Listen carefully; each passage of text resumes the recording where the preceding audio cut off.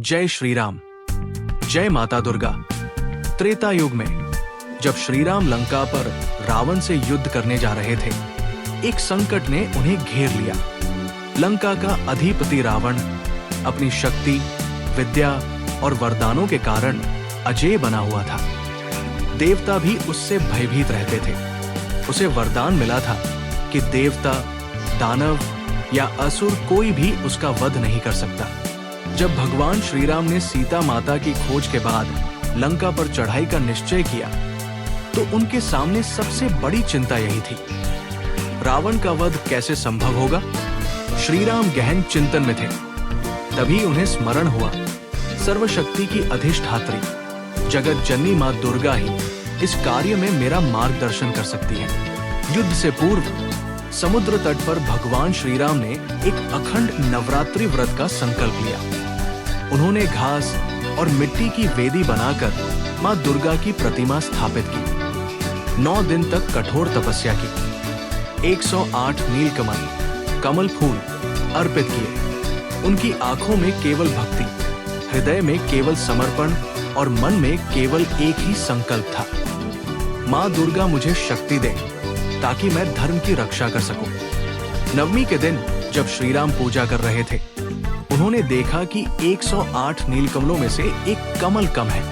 राम ने मन में विचार किया, मैं कमल नयन कहलाता हूँ, मेरी एक आंख भी कमल समान है। अगर एक कमल कम है तो मैं अपनी आंख मां को अर्पित कर दूं।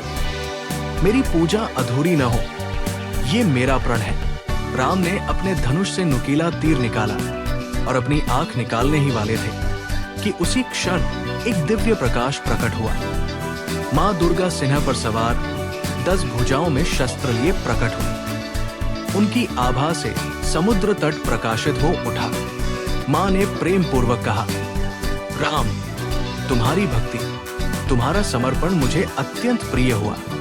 तुमने अपनी आंख अर्पण करने का जो संकल्प लिया, उससे मैं प्रसन्न हूं। तुम्हें विजय का वर देती हूं। तुम्हारी सेना धर्म की रक्षा करेगी और तुम रावण पर विजय प्राप्त करोगे।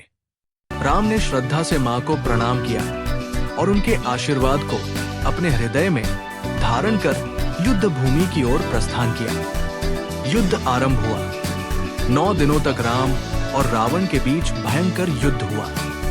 देवता, ऋषि और संपूर्ण प्राणी लोक में इस युद्ध का दृश्य देखने उमड़ पड़े। दशमी के दिन श्री राम ने मां दुर्गा के आशीर्वाद से अपने दिव्य ब्रह्मास्त्र से रावण का वध किया। लंका की धरती पर धर्म की विजय और अधर्म का अंत हुआ। आकाश से देवताओं ने फूलों की वर्षा की।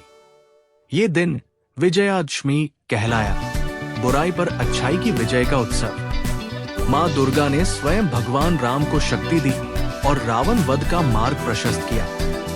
ये कथा हमें सिखाती है, सच्ची भक्ति और तपस्या से असंभव भी संभव हो जाता है। श्रद्धा और समर्पण से ईश्वर अवश्य प्रसन्न होते हैं। विजयादशमी सदैव सत्य, धर्म और अच्छाई की विजय का प्रतीक रहेगी। जय श्री राम। जय माता दुर्गा।